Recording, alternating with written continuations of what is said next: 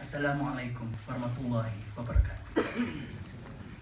A very good evening, everyone. I am grateful for this esteemed opportunity to represent fellow award recipients of the Goh Chok Tong Youth Promise Award 2016 as the Valedictorian in this award ceremony. Humbled by this appointment, I choose to share this moment with my fellow recipients who will be recognized today for their efforts in their respective fields and also regarded as role models in our community. We all have our own stories to share, our momentous journey in deciding to do what we are most passionate of and excelling in what we do best. Like all of my accomplished recipients in this room today, I too have a story that I would like to share.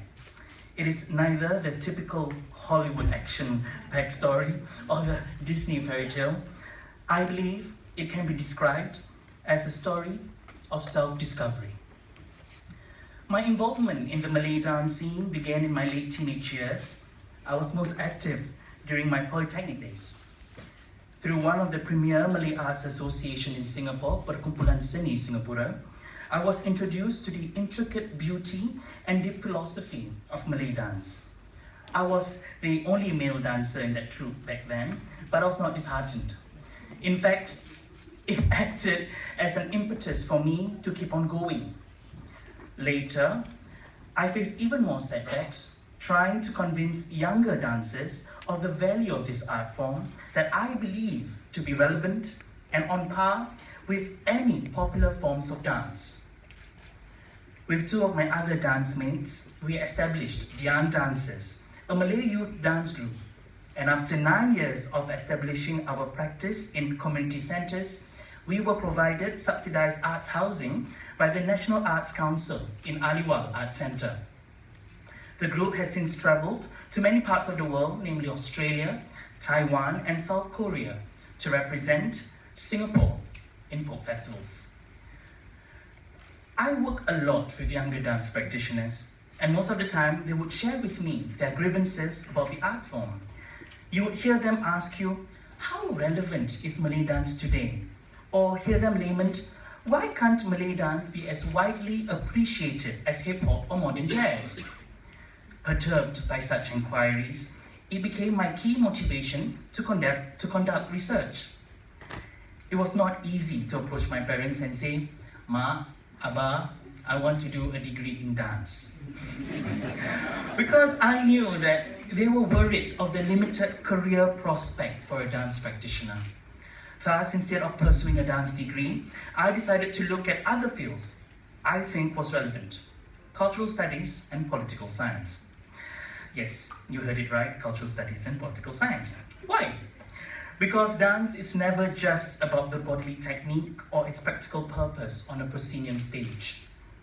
To many in the world, particularly the non-Western world, dance is a cultural value. Dance is life. Yes, indeed. Although I do not focus much on dance research at the honors level, the experience and the knowledge garnered from indulging in independent research provided me with the necessary skills pertinent in critical thought and future intellectual inquiry. And it is with these tools that I began to question some of the practices in the Malay dance scene, and in my own way inculcated creative methods in engaging the minds of students, problematizing key concepts in Malay dance, which in turn encourages them to think and rethink their role as practitioners and the relevance of Malay dance today. Armed with these experiences and my desire to create change and spearhead research endeavors in the dance scene, I embarked on an international master's degree in anthropology of dance upon receipt of a scholarship from the European Union, the first Singaporean to receive this prestigious scholarship. In this master's program, I received mentorship from Europe's prominent dance anthropologists and ethno-choreologists, and learned in 4 different universities situated in Norway, France, Hungary, and the United Kingdom. Europe also afforded me the opportunity to collaborate with like-minded artists from around the world, as well as Singaporean art scholars who are studying in the United Kingdom.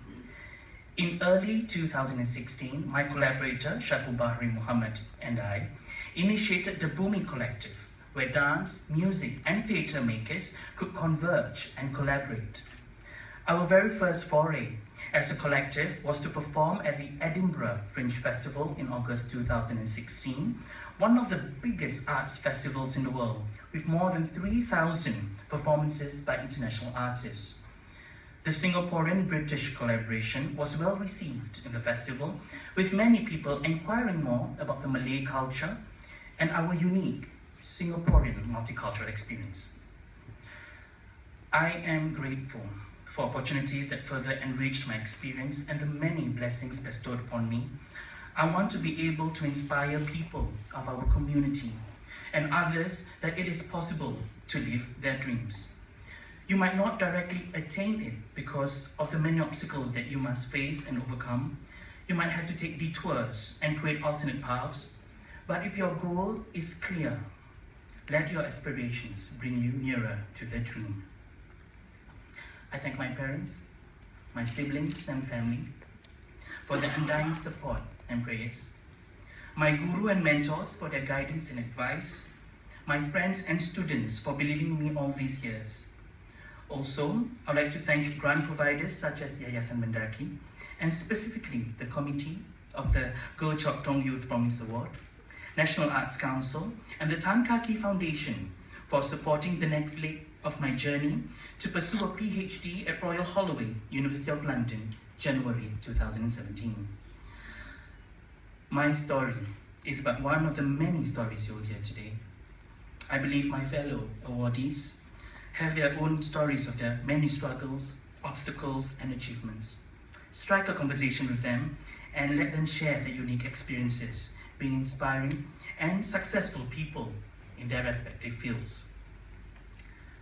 To my fellow award recipients, our stories have yet to end.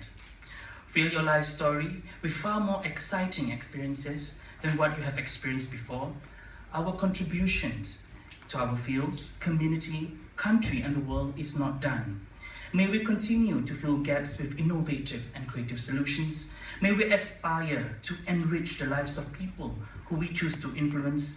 And most importantly, may we continue to challenge and develop ourselves so that we may remain relevant and steadfast in ever-changing and demanding environments. Ultimately, may we find meaning in our lives and the reason for our existence in the world today. Thank you dan terima kasih.